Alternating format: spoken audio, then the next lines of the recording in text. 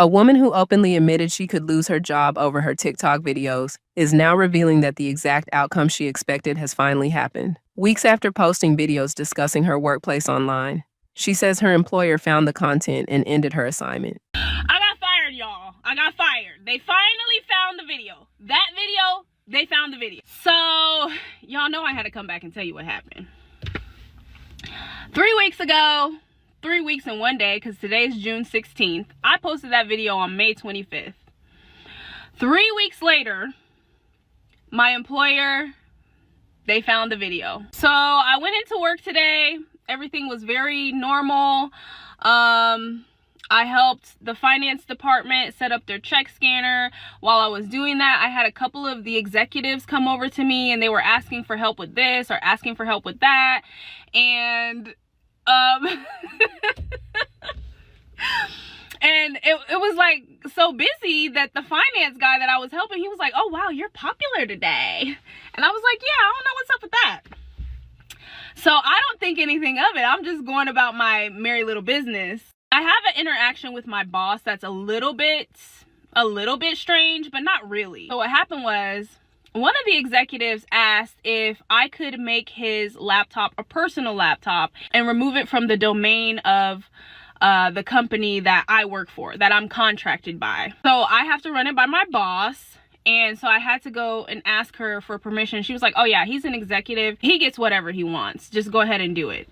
But before I asked her, like when I knocked on her door, she looked up and she had this look on her face like she was irritated. You know, she had this look on her face. I couldn't quite place it, but it was just like a fleeting look. Once I started talking, you know, she, you know, changed her demeanor or whatever. And so she gave me the approval. I went, I did the laptop, I gave it to the executive, and that was that. Maybe like an hour later, she stopped by my office and she's like, hey, did you get such and such situated? And I said, yeah, he's good to go. And she was like, okay, thank you so much. And that was it. I would say like 30 minutes after that interaction, I went to go like look at my Slack messages or my email or something to follow up with a user, and I couldn't get in. My email wasn't working. My password wasn't working. And I immediately thought, okay, I'm being offboarded. This is me being offboarded. I'm like, shit, they found the video. So I'm cool, I'm calm, I'm collected. I'm like, okay, this is the day. This is, my time is up, okay? The jig is up. So I leave, and when I leave, I call the company that I have the contract through, and I'm like, hey, I just want to know, am I being offboarded?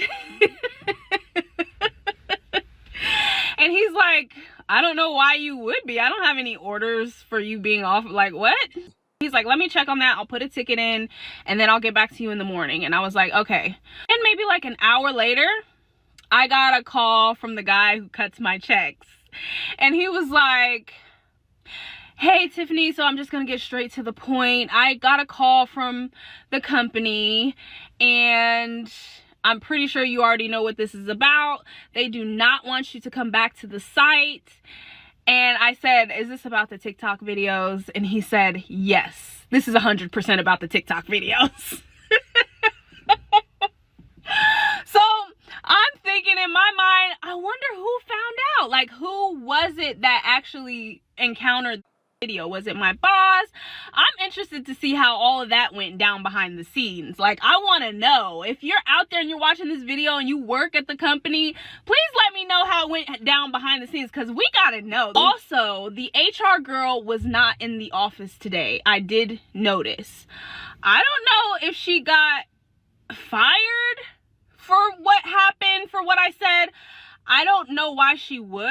She saw the video. Maybe she's the one who encountered the video and she didn't want to come to work today and face me, or maybe whatever I said in the video, she was so perturbed by it that she called out. I don't know. But the HR girl was not there. My boss was there and she was pleasant. You know, she was pleasant enough. And so yeah, that's how it all went down, you guys. So what's next for me? to be a full-time content creator. So help your girl out, hit the follow button. You know what time it is. Like, we're doing this full-time, okay? No, but honestly, I've always wanted to do content creation. Like, I've always wanted to do content creation and take it seriously, so I guess this might be the push I needed. I've also been wanting to get into real estate, so if you know anybody in Georgia who can help your girl do some fix and flips, I really want to get into that domain, because obviously corporate America is not for me. So there you have it. For all of you naysayers and haters, your girl was finally caught. So yeah, I knew it was a possibility, so I'm not blindsided by this. I didn't have anybody to give me a heads up, unfortunately. How ironic is that? But yeah, that's the update. Her story has quickly reignited a much larger debate about social media, workplace policies, and whether employees truly understand how much their online presence can affect their careers. All right, you guys, I'm gonna just go ahead and break everything down from the beginning, and let y'all know what led up to me getting a suspension. And today I'm finding out that I'm fired.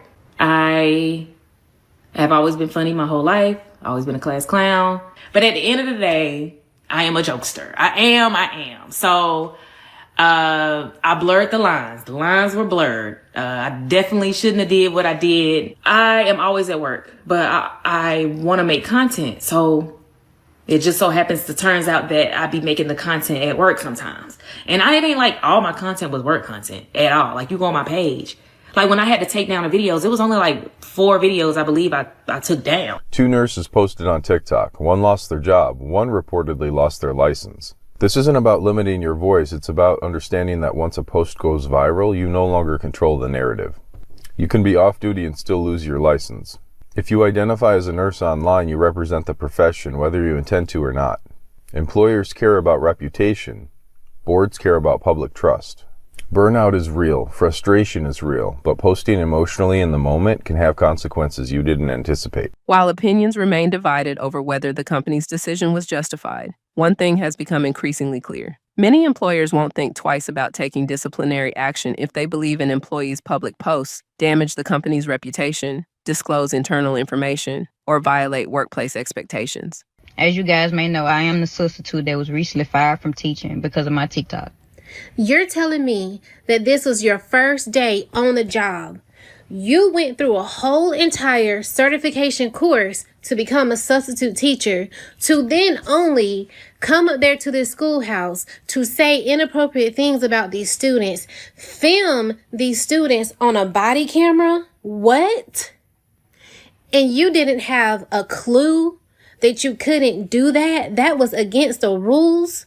Maybe you should have spent more time reading your handbook that was given to you so that you could have been prepared for your first day. Instead of planning out your first day of school outfit, you should have been reviewing them sub plans, because you really sat up here and said that you a chill teacher. Them kids didn't do nothing all day anyway. And all you did was film content because you had a lot of free time. If you know anything about teachers and subbing, there is no free time. Story time about how I just got fired from my job this week for making a TikTok. So last week I worked on New Year's Day, and that was the last time I worked. New Year's Eve day.